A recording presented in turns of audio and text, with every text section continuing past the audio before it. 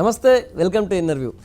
సర్వం అవినీతిమయమైనటువంటి ఈ రోజుల్లో తెలంగాణ రాష్ట్ర ప్రభుత్వం ఏర్పడ్డాక దాని అందు చూస్తూ అంటున్నారు ఆ శాఖ డీజీ ఏకే ఖాన్తో ఈ అవినీతిని ఎలా నిర్మూలిస్తారు, దాన్ని పట్టుకోవడానికి వాళ్ళ దగ్గర ఉన్న కొత్త పద్ధతులు ఏందో తెలుసుకుందాం. సార్ నమస్తే.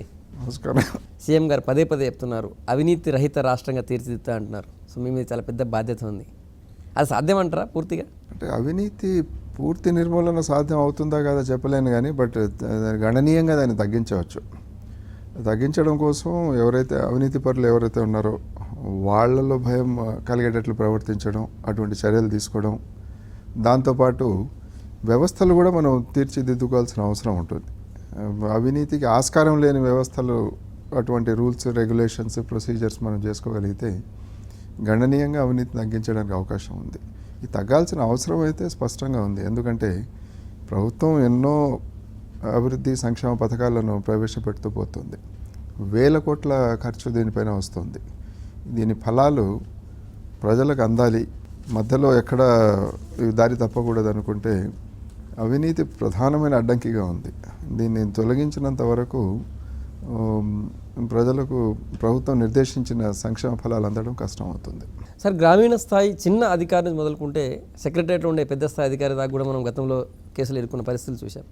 కానీ స్వయంగా వాళ్ళకు అవగాహన రావడం ఒకటి మీకు ఉంది, మీరు చేస్తున్నారు. రెండవది ఈ ట్రాప్ చేసేటువంటి పరిస్థితులు చూసాం. ఎన్నిసార్లు మీరు ట్రాప్ చేసినా కూడా ఇంకో అధికారి ధైర్యం చేసి ముందుకు వస్తున్నాడు. ఎందుకని? అంటే ఇప్పుడు మొదట ఒక విషయం స్పష్టంగా చెప్పాలనుకుంటున్నాను. ఎలాగైతే సమాజంలో మంచివాళ్ళు చెడ్డవాళ్ళు ఉన్నారో, అధికారులలో కావచ్చు, ఏ స్థాయి అధికారులైనా సరే, పై స్థాయి అయినా కింద స్థాయి అయినా ఎక్కడైనా సరే, బాగా పనిచేస్తున్న వాళ్ళు ఉన్నారు, సమాజం కోసం తప్పిస్తున్న వాళ్ళు, కష్టపడుతున్న వాళ్ళు ఉన్నారు, దాంతోపాటు అవినీతి పరులు కూడా ఉన్నారు. సో మా దృష్టి అవినీతిని ఎలా తగ్గించాలి, అవినీతి పరమైన ఆఫీసర్స్ పైన ఎలా యాక్ట్ చేయాలన్న దానిపైన మా దృష్టి పెట్టాలనుకుంటున్నాం. దీంట్లో భాగంగానే రకరకాల స్ట్రాటజీస్తో వెళ్ళాల్సిన అవసరం ఉంటుంది. మొట్టమొదట మనం చేయాల్సింది ఏ శాఖలో అయినా సరే అంతర్గతంగా అక్కడ అవినీతి తగ్గేటట్లు మన సిస్టమ్స్ ఎట్లా రూపొందించుకోవాలి. సెకండ్ స్టెప్ అన్నది వాటిని ఎలా సూపర్వైజ్ చేయాలి. ఇంటర్నల్ ప్రతి డిపార్ట్మెంట్లో సూపర్వైజరీ ఆఫీసర్స్ ఉంటారు, ప్రతి స్థాయిలో ఉంటారు. ఏ శాఖ ఆ శాఖ విజిలెన్స్ కూడా ఉంటుంది కదా? ఉంటుంది. ఇప్పుడు ఆ డిపార్ట్మెంట్ లోపలే ముందు ఏ సీనియర్ అధికారి అయినా సరే కేవలం వాళ్ళు ఎట్లా పనిచేస్తున్నారో చూడకుండా వాళ్ళు సక్రమంగా అవినీతి రహితంగా పనిచేస్తున్నారో లేదా చూసుకోవాల్సిన బాధ్యత కూడా ప్రతి చోట ఉంటుంది. సో ఇలా మండల స్థాయిలో ఉంది, జిల్లా స్థాయిలో ఉన్నారు, రాష్ట్ర స్థాయిలో అన్ని సూపర్వైజరీ ఆఫీసర్స్ ఉన్నారు. వాళ్ళకి ఎప్పటికప్పుడు వాళ్ళ ఇన్స్పెక్షన్స్ కండక్ట్ చేసుకుంటూ ఫీల్డ్లో ఏం జరుగుతుందో చూసుకుంటూ ఉంటే చాలా వరకు అవినీతి తగ్గడానికి అవకాశం ఉంది. ఒకటి. దీనికి తోడు మీరు అన్నట్లు ప్రతి డిపార్ట్మెంట్లో కూడా చీఫ్ విజిలెన్స్ ఆఫీసర్ ఉండాల్సిన అవసరం ఉంది. సో కొన్ని డిపార్ట్మెంట్స్లో లేనట్లు కూడా మా దృష్టికి వచ్చింది. అక్కడ కూడా మేము వాళ్ళతో టేకప్ చేస్తున్నాం, వాళ్ళని అపాయింట్ చేసుకోమని. సో వీళ్ళ బాధ్యత ఏమిటంటే, ఒకటి వాళ్ళ సిస్టమ్స్ ప్రొసీజర్ సరిగా ఉన్నాయా లేదా చూసుకోవడంతో పాటు కొంతవరకు ఏ అధికారుల పట్ల అయితే కొంచెం అనుమానం ఉంటుందో వీళ్ళు అవినీతిలో పాలు పంచుకుంటున్నారు, లేకపోతే అటు వెళ్తున్న మార్గంలో వెళ్ళే ఆస్కారం ఉంది అనుకున్న అధికారులను కొన్ని ప్రధాన బాధ్యతల నుంచి దూరం పెట్టాలి. సో ఇది ఇంపార్టెంట్. ఇది అందుకే ఈ డిపార్ట్మెంట్స్లో ఉన్న చీఫ్ విజిలెన్స్ ఆఫీసర్ వ్యవస్థ ఇంకా పటిష్టంగా చేయాల్సిన అవసరం ఉంది. తప్పకుండా ఏసీబీ సైడ్ నుంచి మేము చేయాల్సింది చేస్తాం. దీంట్లో ఒకటి, డిపార్ట్మెంట్స్ను పర్సివేట్ చేసి వాళ్ళు మంచి ఆఫీసర్స్ను సివిఓస్గా చేయడం ఒకటే కాకుండా వీళ్లకు మా ఏసీబీ హెడ్ క్వార్టర్స్కే పిలిచి వాళ్ళని ట్రైనప్ కూడా చేస్తాం. వాళ్ళ ఎటువంటి పద్ధతులు అవలంబించాలి, వాళ్ళ డిపార్ట్మెంట్స్లో కానీ ప్రభుత్వంలో ఇక్కడే కాదు బయట రాష్ట్రాల్లో కావచ్చు, ప్రపంచవ్యాప్తంగా కావచ్చు పరిస్థితి ఎలా ఉంది, దీనివల్ల సమాజానికి జరుగుతున్న చేటు నష్టం ఏమిటి అనేది కొంచెం సక్రమంగా చెప్పగలిగితే internal vigilance with in the department అనేది కొంచెం స్ట్రెంగ్తన్ అవుతుంది. దాన్ని చేయాల్సిన అవసరం ఉంది, తప్పకుండా చేస్తాం. తెలంగాణ గవర్నమెంట్కి ఈ విధంలో మీరు ఏమైనా వాళ్ళకి సలహాలు సూచనలు ఇచ్చారా? సాక్షాత్ ముఖ్యమంత్రి గారే అవినీతి చాలా తగ్గాలి, తగ్గిన తర్వాత ఈ సంక్షేమ ఫలాలు చాలా స్కీమ్స్ వస్తున్నాయి. మీ పెన్షన్స్కు సంబంధించి, హౌసింగ్, అలాగే రేషన్ కార్డు సంబంధించి ఇలా మంచి స్కీమ్స్ వస్తున్నాయి. ఈ స్కీమ్స్ ప్రజల మంచి కోసం, వాళ్ళ బాగు కోసం ఉద్దేశింపబడ్డ స్కీమ్స్ ఇవి. అవి అక్కడ అంతవరకు వెళ్ళాలంటే ప్రభుత్వం కూడా కృతనిశ్చయంతో ఉంది, అవినీతి తగ్గితేనే అంతవరకు వెళ్తుందని. అందుకే మీరు చూశారు గత నెలలో ముఖ్యమంత్రి గారు వరంగల్ పర్యటన సందర్భంగా కూడా స్వయంగా ఒక టెలిఫోన్ నెంబర్ కూడా ఇవ్వడం నేను అదే అడగబోతున్నా. ఆ నెంబర్ ఇచ్చిన తర్వాత ఎలాంటి కాల్స్ వచ్చాయి మీకు? చాలా వచ్చాయండి. అది యాక్చువల్లీ అది మా పరిధిలో లేదు ఆ కాల్, అది ఆ నంబర్ 104 సర్వీసెస్కు అనుబంధంగా ఆ నంబర్ ఇవ్వడం జరిగింది. అయినా మేము వెంటనే స్పందించాం. దానికి స్పందించి ఏం చేసామంటే అక్కడ నేను వెళ్ళాను, మా టీమ్ ఆఫ్ ఆఫీసర్స్ కూడా అంతకుముందు వెళ్ళి మొత్తం స్టడీ చేశారు. అక్కడ ఎన్ని కంప్లైంట్స్ వస్తున్నాయి, దీంట్లో అవినీతికి సంబంధించిన ఎన్ని ఉన్నాయి, సర్వీస్ డెలివరీకి సంబంధించిన ఎన్ని ఉన్నాయి. ఈ అవినీతికి సంబంధించిన కంప్లైంట్స్ మేము సపరేట్గా తీసుకొని వాటిపైన మా ఫీల్డ్ ఆఫీసర్స్ ఎవరైతే ఉన్నారో జిల్లాల్లో అధికారులు వాళ్ళందరికీ ఇచ్చి అక్కడ కంప్లైంట్ చేసిన వాళ్ళను కాంటాక్ట్ చేయడం, సమస్య ఏమిటి, వాళ్ళ సహకారంతో యాక్షన్స్ తీసుకోవడం కూడా మొదలుపెట్టాం. అది అవినీతికి సంబంధించిన కంప్లైంట్స్ డేటా తెచ్చుకోవడం కాకుండా డైరెక్ట్ ట్రాన్స్ఫర్ పద్ధతి కూడా పెట్టుకుంటున్నాం. ఇప్పుడు 104 సెంటర్ నుంచి అవినీతికి సంబంధించిన కంప్లైంట్ డైరెక్ట్గా ఏసీబీకి వచ్చేటట్లు. ఇది వచ్చిన వెంటనే మా దగ్గర ఇక్కడ సెంట్రల్ ఇంటెలిజెన్స్ యూనిట్స్ ఉన్నాయి, అలాగే ఫీల్డ్లో కూడా ఆఫీసర్స్ ఉన్నారు ప్రతి జిల్లాలో. తప్పకుండా ఈ కంప్లైంట్స్ను సపరేట్గా చాలా స్పెషల్గా చూడడం జరుగుతుంది. కానీ గారు ఒకటి, ఏసీబీ వ్యవస్థ ఏర్పడినప్పటి నుంచి ఇప్పుడు చూస్తే కూడా కొన్ని ఏళ్ల నుంచి మీరు ఎన్నోసార్లు రైడ్ చేస్తున్నారు, పట్టుకుంటున్నారు, అన్నీ అవుతున్నాయి. కానీ ఇప్పటికి కూడా ఊర్లో ఒక చిన్న సర్టిఫికేట్ కావాలంటే వీఆర్ఓ నుంచి మొదలుకుంటే ఎక్కడ కూడా అవినీతి లేనటువంటి పరిస్థితి లేదు. అది మొన్న సీఎంకు డైరెక్ట్ ఫోన్లో కూడా చాలామంది చెప్పారు. అది కరెక్టే. ఎందుకంటే ఇది సమాజం యొక్క దురదృష్టం అనిపిస్తుంది ఒకసారి. ఎందుకంటే ఎక్కడైనా ప్రతి చిన్నదానికి కూడా వేధింపులు కానీ లేకపోతే ఈ డబ్బు అడగడం కానీ, ఇది it's not good for the society. సొసైటీకి మంచిది కాదు, మన even for our self image as Indians, భారతీయులుగా మన సెల్ఫ్ ఇమేజ్ అందు దానికి కూడా మంచిది కాదు. ఇది ముందు చాలా ఇటువంటి సమస్యలు ప్రజలు బయట బాహటంగా మాట్లాడేవాళ్ళు కాదు. ఇప్పుడు మాట్లాడడం మొదలుపెట్టారు, ఓపెన్నెస్ అన్నది వచ్చింది, ఆర్టీఏ లాంటి వ్యవస్థలు వచ్చాయి, లోక్పాల్, లోకాయుక్త ఇటువంటి వ్యవస్థలు వస్తున్నాయి. వీటన్నిటికీ తోడు ఒక డైనమిక్ మీడియా ప్రెస్ కూడా ఉంటుంది. కాబట్టి ఎక్కడెక్కడైతే అవినీతి జరుగుతుందో అది కొంచెం ఎక్స్పోజ్ అవుతూ పోతుంది. అది నేను అనుకోవడం ఒక మంచి వాతావరణం వస్తుంది. ఆ వాతావరణంలో అవినీతి అనేది చాలా వరకు తగ్గుతుంది. కానీ సార్ ఎప్పుడు కూడా ఏసీబీ రైడ్లో దొరికారు అనే దగ్గర చిన్న మామూలు క్లర్కో అట్లాంటి వాళ్ళే దొరుకుతారు. పెద్ద పెద్ద అధికారులు ఎప్పుడు కూడా దీన్ని మీ వలలో పడేటట్లేరు. ఎందుకని? దీనికి 2 రకాల కేసెస్ ఉన్నాయి. ఒకటి ట్రాప్ కేసెస్ అని, రెండవది డిస్ప్రపోర్షనేట్ అసెట్స్. అంటే ట్రాప్ కేసెస్లో ఎవరైనా లంచం అడిగినప్పుడు అతను ఏసీబీ అధికారులను, బాధితుడు ఎవరైతే ఉంటాడో అతను ఆశ్రయిస్తాడు. ఏసీబీ అధికారి అతను కలుసుకొని ఒక స్ట్రాటజీ ప్రకారం ఈ లంచం ఇచ్చే సమయంలో అతను ట్రాప్ చేసి పట్టుకోవడం. పై అధికారులు డైరెక్ట్గా తీసుకోకుండా కింద అధికారుల ద్వారా తీసుకోవడం జరుగుతుంది. వాళ్ళు బ్రైబ్ తీసుకునేటప్పుడు వాళ్ళు పట్టుబడుతున్నారు. వాళ్ళు నిజంగా కరెక్ట్గా ఏం జరిగింది, ఎవరి కోసం ఇది చేస్తున్నారు, వీళ్ళు కూడా భాగస్వామ్యం ఉండొచ్చు. దీంతోపాటు ఇంకా ఇతరులు కూడా ఉన్నారు, వాళ్ళ పైన ఉన్న అధికారులు, వాళ్ళు కూడా దీంట్లో భాగస్వామ్యాలు. అంటే సాక్ష్యం స్పష్టంగా ఉంటుంది, యాక్షన్ తీసుకోవచ్చు. కాకపోతే ఇక 2వ రకమైన కేసెస్ ఉన్నాయి, డిస్ప్రపోర్షనేట్ అసెట్ కేసెస్ అంటాం, అన్ఎక్స్ప్లెయిన్ ప్రాపర్టీస్ ఉంటాయి. అటువంటి కేసెస్ మీరు చూసినప్పుడు అవి పై స్థాయి అధికారులపైన ఎక్కువ ఉంటున్నాయి, కింద స్థాయి కంటే కూడా. సో ఒక టైప్ ఆఫ్ కేసెస్ లోయర్ లెవెల్లో ఎక్కువ ఉంటున్నాయి, 2వ టైప్ ఆఫ్ కేసెస్ హైయర్ లెవెల్లో ఎక్కువ ఉంటున్నాయి. ఒక డిస్ప్రపోర్షనేట్ అసెట్ కేస్ ఇన్వెస్టిగేట్ చేయడానికి కావాల్సిన అధికారుల సంఖ్య కావచ్చు, దాని టైం, ఎఫర్ట్ ఏదైతే ఉంటుందో చాలా ఎక్కువ ఉంటుంది దానికి. సో అందుకే ఆ కేసెస్ ఇంకా కొంచెం ఎక్కువ స్థాయిలో పెట్టాల్సిన అవసరం ఉంది సంఖ్యాపరంగా. అది పెడుతూనే దానికంటే ఇంపార్టెంట్ అవి లాజికల్ ఎండ్ వరకు వెళ్ళాలి. అంటే దాంట్లో శిక్ష పడాలి, ఏ అక్రమాస్తులు అయితే ఉన్నాయో అవి స్టేట్కు కాన్ఫిస్కేట్ కావాలి, స్వాధీనపరచుకునేటువంటి పరిస్థితి, ఆ లెవెల్ ఆఫ్ ఇన్వెస్టిగేషన్, ప్రాసిక్యూషన్ అనేది ఉండాలి. కానీ ఆదాయానికి మించిన ఆస్తుల కేసులు ఇప్పటివరకు చాలా తక్కువగా అక్కడ దాకా వెళ్ళినట్టున్నాయి. లేదు, కన్విక్షన్స్ బాగానే వస్తున్నాయి. కాకపోతే చట్టాలకు లోబడి కోర్ట్స్ కూడా వాళ్ళ జడ్జిమెంట్స్ ఇవ్వాల్సిన అవసరం ఉంటుంది. భవిష్యత్తులో మీరు చూస్తారు డిస్ప్రపోర్షనేట్ కేసెస్లో చాలా సీజర్స్, కాన్ఫిస్కేషన్స్ కూడా ఉంటాయి. ఎందుకంటే చట్టాల్లో కూడా మార్పు అనేది వస్తుంది. ఒకసారి తెలంగాణ సీఎం పదే పదే రాజకీయ అవినీతి లేకుండా రాష్ట్రాన్ని పాలిస్తామని చెప్తున్నారు ఆయన. సో అందులో మీరు ప్రత్యక్షంగా కానీ పరోక్షంగా కానీ మీ రోల్ ఏమైనా ఉంటుందా? ఏసీబీకి సంబంధించినంత వరకు మా జాబ్ చార్ట్ ఏదైతే ఉందో దాని పరిధిలో మేము పనిచేస్తాం. మా పబ్లిక్ సర్వెంట్స్ పైన మేము యాక్షన్ తీసుకోవడానికి అవుతుంది. పబ్లిక్ సర్వెంట్స్లో ప్రజాప్రతినిధులు కూడా వస్తారు. They are also part of public servants. ఇలాంటివి కావచ్చు, ఇంకా కొన్ని స్పోర్ట్స్ అసోసియేషన్స్, బాడీస్, ఎక్కడెక్కడ గవర్నమెంట్ నుంచి ఎవరైతే బెనిఫిట్ పొందుతారు ఏ విధంగా సరే, ఒక రకంగా పబ్లిక్ సర్వెంట్ డెఫినేషన్ కింద వాళ్ళందరూ వస్తారు. సో వాళ్ళపైన వచ్చిన కంప్లైంట్స్ని బట్టి యాక్షన్ తీసుకోవడానికి అవకాశం ఉంది. ఇప్పటికి కూడా ఏసీబీ మీ పాత పద్ధతిని ఫాలో అవుతున్నట్టుంది, కొత్త ఈ డెవలప్మెంట్ని టెక్నాలజీని వాడుతున్నట్టు కనిపిస్తలేదు. ఈ మధ్య మేము కొంచెం సిబిఐ మెథడ్స్ ఎలా ఉన్నాయి అది స్టడీ చేసి రావడం జరిగింది. అది గ్యాడ్గెట్స్ ఎలాంటివి వాడతారు, ఎవిడెన్స్ రికార్డ్ చేయడం కోసం కావచ్చు, ఎవరినైనా సర్వేలెన్స్ పెట్టడంలో కోసం కావచ్చు అన్నది. సో ఈ పద్ధతులు కొంతవరకు ఇంట్రడ్యూస్ చేసాము ఏసీబీలో, ఇంకా వస్తాయి. అందుకే ఏసీబీలో ఈ మధ్యనే ఓ సైబర్ సెల్ కూడా సపరేట్గా క్రియేట్ చేసాం. ఇంతకుముందు లేదు.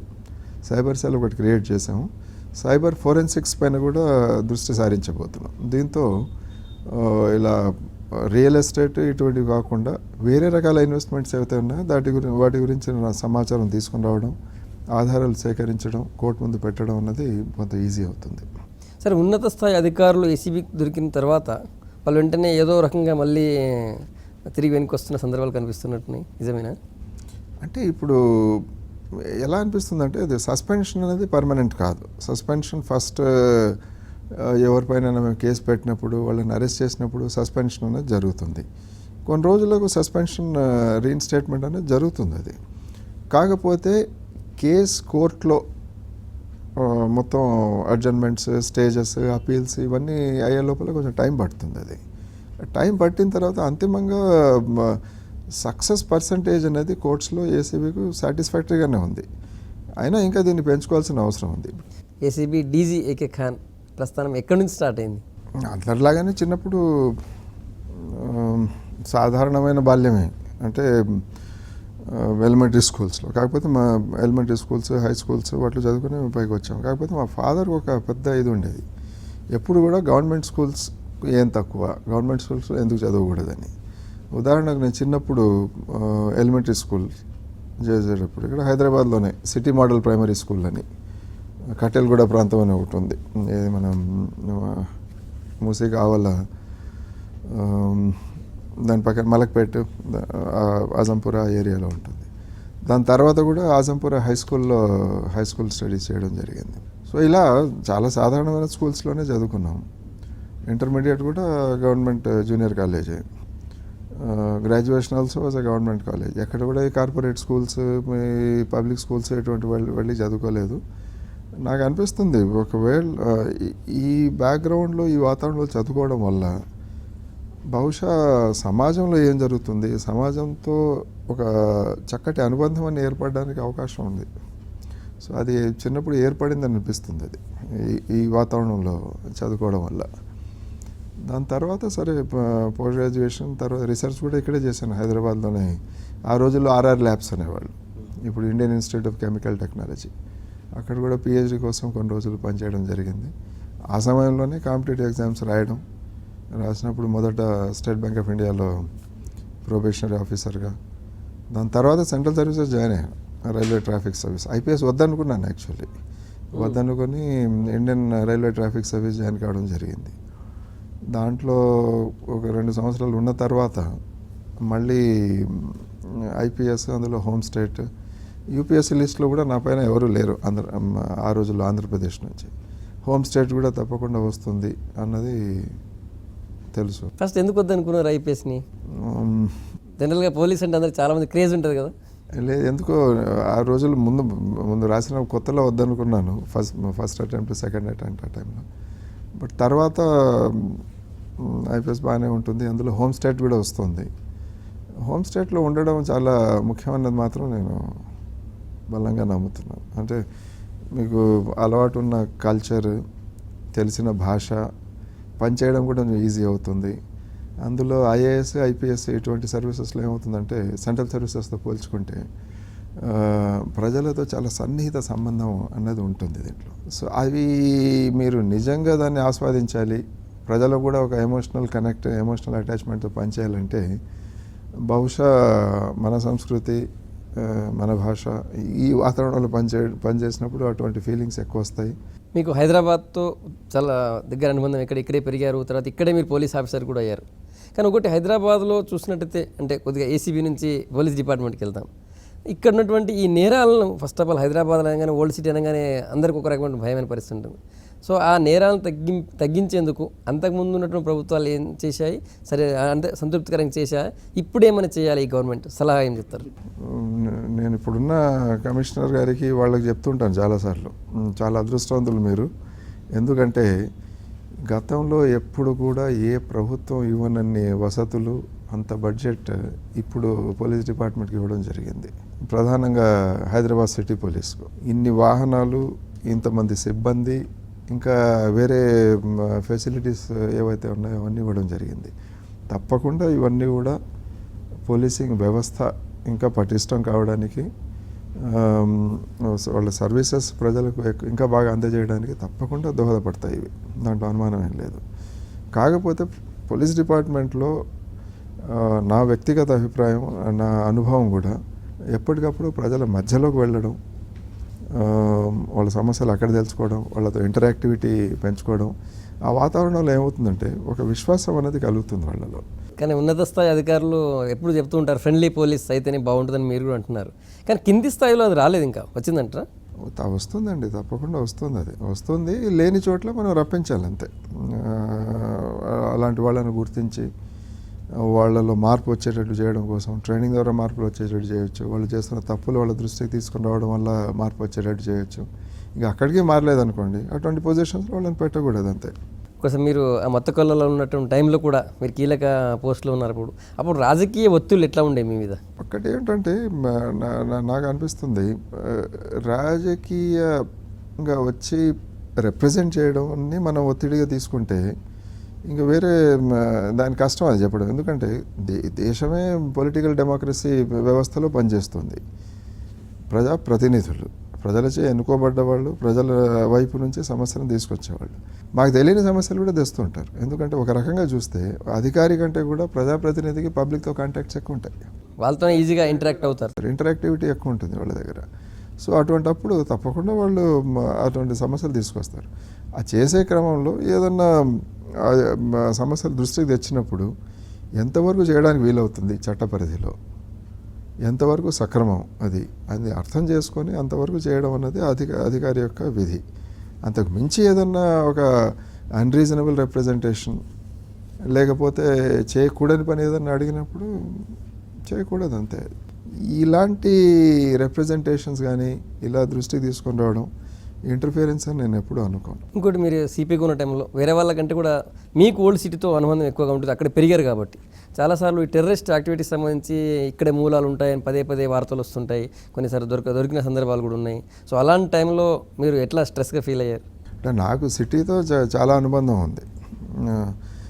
ఇటు కేవలం ఓల్డ్ సిటీతోనే కాకుండా easy new part of the city కూడా, అంటే మూసీగా ఆ సైడ్ ఈ సైడ్ రెండు సైడ్స్ దాదాపు దాదాపు ప్రతి వీధి తెలుసు, ప్రతి చోట పరిచయాలు ఉన్నాయి. ప్రజల్లో కూడా చాలా సామాన్యులు మొదలుకొని ప్రముఖుల వరకు అందరూ కూడా చాలామంది పరిచయాలు ఉన్నాయి. ఇక్కడే కాకుండా గతంలో పనిచేసిన జిల్లాలు ఏవైనా సరే, కరీంనగర్లో నా కెరీర్ స్టార్ట్ చేశాను. ఇప్పుడు కూడా చాలామంది నా అక్కడి నుంచి కలుస్తారు, నేను అక్కడ వెళ్తుంటాను. ఆదిలాబాద్లో, నల్గొండలో, ఈ ప్రాంతాల్లో అంతా. సో దీంట్లో ఇది ఒక్క విషయం ఏమొచ్చిందంటే కేవలం హైదరాబాద్ సిటీ గురించే రాలేదు ఇది. నల్గొండ తర్వాత ఇటువంటి ప్రాంతాల గురించి దేశంలో ఎక్కడ టెర్రరిస్ట్ ఇన్సిడెంట్ జరిగినా దాని మూలాలు హైదరాబాద్లోనే ఉన్నాయి, లేకపోతే దాని చుట్టుపక్కల ప్రాంతాల్లో ఉన్నాయి అన్నది చాలా ప్రచారం జరిగింది. ఇది ఇప్పుడు కూడా అప్పుడప్పుడు జరుగుతూనే ఉంటుంది. ఇది దీంట్లో పూర్తి వాస్తవికత లేదు. ఒకటేంటంటే టెర్రరిజం, ఉగ్రవాదానికి సంబంధించిన సమస్యలు ఏవైతే ఉన్నాయో కేవలం హైదరాబాద్లో లేకపోతే ఈ ప్రాంతాల్లోనే జరగడం లేదు, దేశవ్యాప్తంగా జరుగుతున్నాయి. ఒకటి.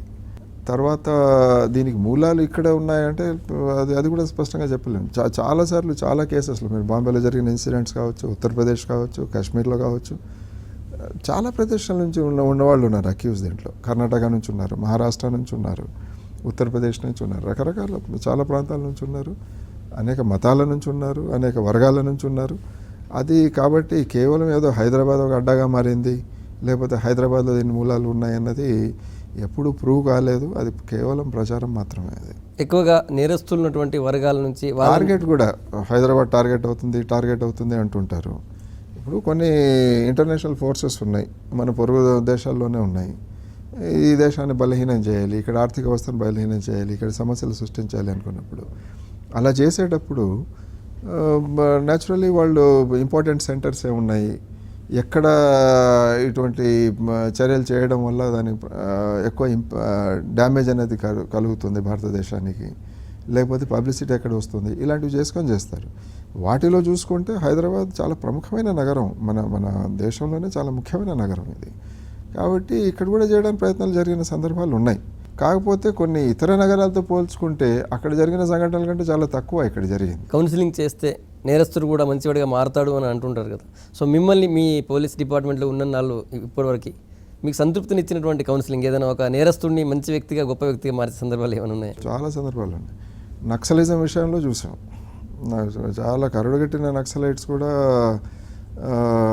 కూర్చొని వాళ్ళతో కౌన్సిలింగ్ నిర్వహించి వేరే ప్రత్యామ్నాయ జీవనోపాధి చూపించినప్పుడు మారిన సందర్భాలు చూశాను, నా సర్వీస్లో చూశాను.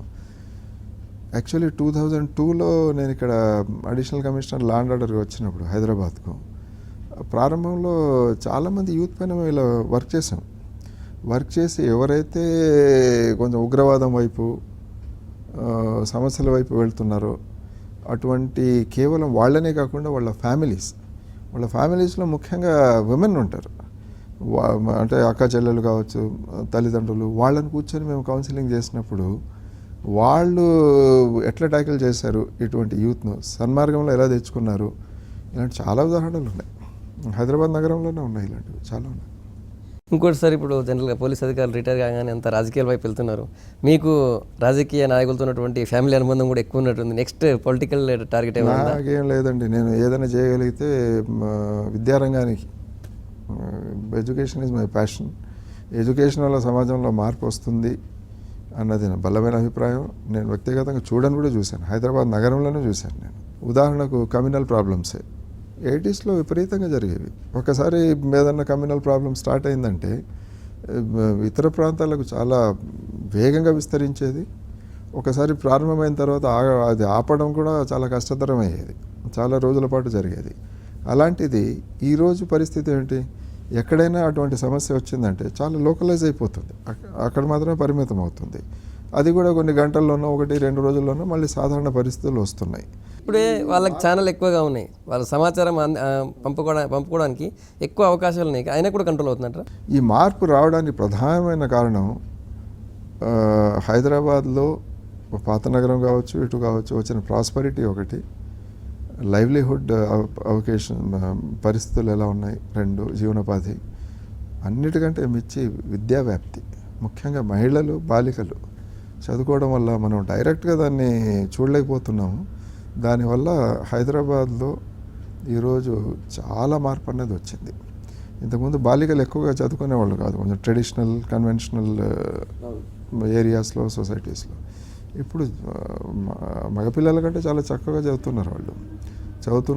వాళ్ళ జీవితంలో ఒక ఆస్పిరేషన్స్ డెవలప్ అవుతున్నాయి. చదువుకొని నేను ముందుకు వెళ్ళాలి, నా కుటుంబాన్ని డెవలప్ చేసుకోవాలి, అలా అనుకొని చదువుకుంటున్న వాళ్ళు చాలామంది ఉన్నారు. కొంతమంది బయట వాళ్ళు ఉద్యోగాలు చేసి అక్కడి నుంచి డబ్బు బాగా సంపాదించి పంపిస్తున్న వాళ్ళు ఉన్నారు.